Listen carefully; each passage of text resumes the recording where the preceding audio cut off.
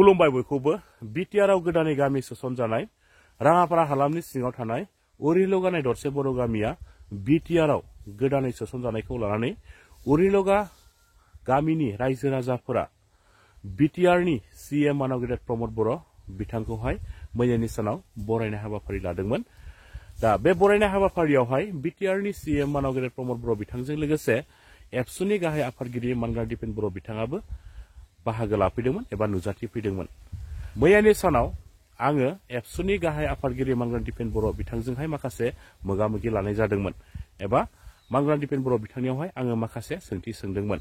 बे सोंथि सोंनायावहाय मानग्रा दिपेन बर' बिथाङा मा फिननाय होदों नोंथांमोना बिथांनिफ्रायनो खोनासंनानै लादो।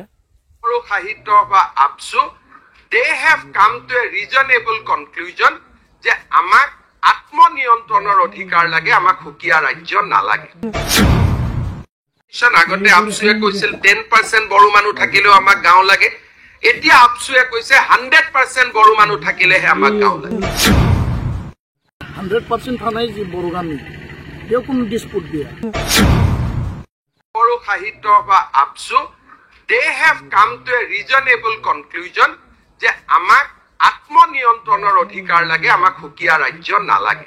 ঠিক আছে, আমাক নালাগে। আপসু ইজ চেঞ্জিং দেয়াৰ পজিশন। আগতে আপসুৱে কৈছিল 10% বড়ো মানুহ থাকিলেও আমাক গাঁও লাগে, এতিয়া আপসুৱে কৈছে 100% বড়ো মানুহ থাকিলেহে আমাক গাঁও লাগে।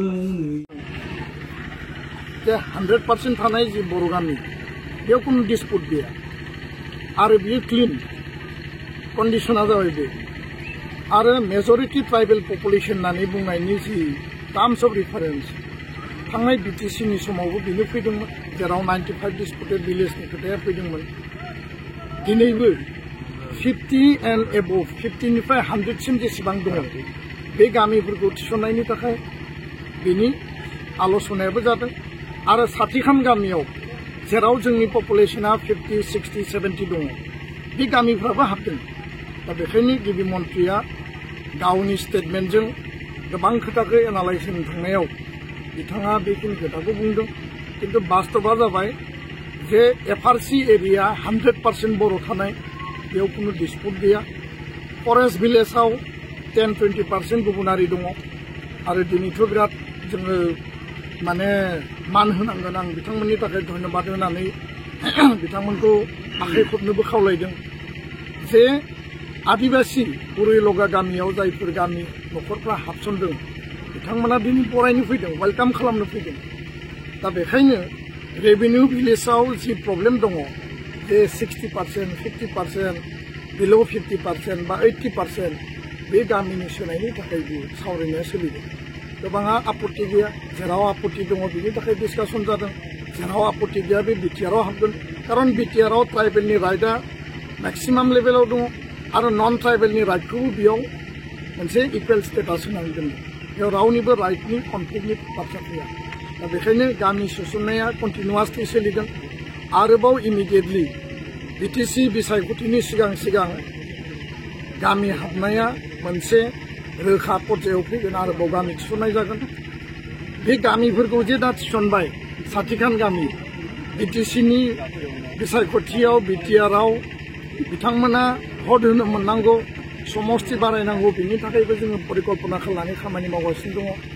बेयाव थानाय जिखिनि एफआरसि एरिया दङ बिश्वनाथ जिल्लायाव हा होनायनि खामानिया 1700ल'सो दङसै, हाजार हाजार सुबुंनो हा होनाय जाबाय। सनितपुर जिल्लायाव गोबां हाजारनि माने हा होनायनि उनावबो दाबो 13,000 मानसिया हा मोनबावनांगौ दङ। बेखायनो बिनि थाखायबो जोङो फरेस्ट राइट एक्टनि गेजेरजों हा होनायनि खामानिया दिनै जि लेभेलाव दङ डिएलसि लेभेलाव, एसडिएलसि लेभेलाव आसाम सरकारजों रायज्लायनानै बिनि खामानिखौ स्पिडि खालामनाय जादों। बिनि गेजेरावबो जोङो नुनो मोन्दों वाइल्ड एरिया माखासे गोलैनानै थालांनाय हा जि फिक्स खालामजायो ना, बेयाव माखासे जोंनि एन्टि मावग्रा एन्टि सानग्रा दङ। बेनि गेजेरावनो सासे एमएलएआ जेब्लाबो जोंखौ एन्टि खालामो।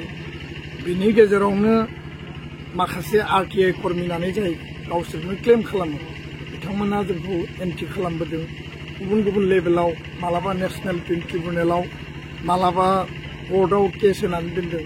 थेवबो जि फरेस्ट राइट एक्ट 2006 बेयाव कुनु वाइल्ड लाइफ कुनु फरेस्ट कुनु नेशनल पार्कनि बेयाव जि माने कन्डिशनार जि मोनसे बेनि माने प्रोविजन बे प्रोविजननि आधाराव बे वाइल्ड लाइफ नेशनल पार्क जि जाया माने जेराव मानसिया 2006 नि सिगां फैदों बिसोरा बेयाव हा मोननायनि अधिकार दं दा बेखौ बिथांमोना गावनि लेभेलाव फाइट खालामदों जोङो बिथांमोनजों जुजिनो थाङा खिन्थु जों सरकारखौ बुंदों जे प्रमाण आरो डकुमेन्टनि आधारावसो जोंनो हा पाट्टा हो जोङो उइदाउट बिना डकुमेन्टआव जों गैयाखै आरो डकुमेन्टनि आधाराव जेला जोङो हा पाट्टाखौ मोनदों दा जेरै मोनगासिनो बेखौ कर्टआबो ग्रिन ट्रिब्युनेलाबो जेबो बिनि सायाव जिहेतु बे मोनसे गावनो आइन ग्रिन ट्रिब्युनेलाव बा एनभायरनमेन्ट एन्ड माने फरेस्ट जि माने बेयाव आइनफोर दङ बे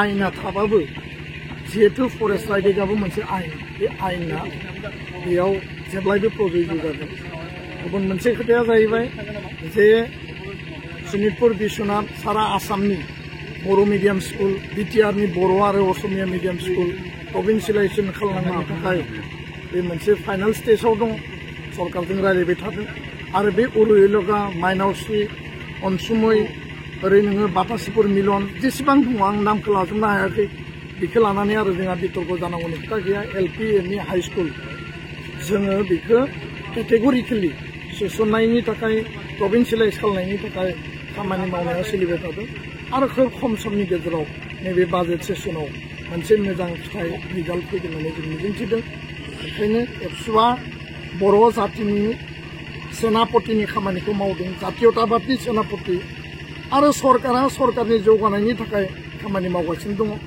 आरो जोङो गोग्गानानै बुंनो हायो जे जोंनि माहारिबाद माहारिनि थाखाय थामोनथा रैखाथि जोंनि अधिकारनि थाखाय जे हाबा मावनाय जोङो बेयाव 100% जोङो खोब साक्सेसफुली जों दिनै हाबा मावलांनायनि जे मोनसे परिकल्पनानि गेजेरजों जों जाफुंसार महर मोननो हादों गोबाङा जि बुङा मानो बेफोर खोथाफोरखौ लानानै खर' सानो गोनां गैया बुंग्राया बुंखायो आरो मोनसे देश मोनसे रायजो मोनसे हारियाव बुंग्राया जेब्लाबो थागोन किन्तु बास्तबा मा प्रेक्टिकेला मा आरो जिफोर आफादफोरा जि इस्युखौ लानानै टेकल खालामदों बे आफादफ्रासो बिनि सिंनि सानि गासै बाथ्राफोरखौ जोङो मिथिगौ सार रायजो राजाफोरनि मोनसे माबा आरोना दा पन्सायतआवहाय हाबि माबायावहाय बिसायाव थानाय दा पन्सायतआवबो जायाबा ओरैबो जायाबा बेखौ माने रायजो राजाफोरा माने बिराद साननाय बे मोनसे ट्रानजिशन पिरियड जेरैबायदि नोङो एसेम्बलि डिलिमिटेशन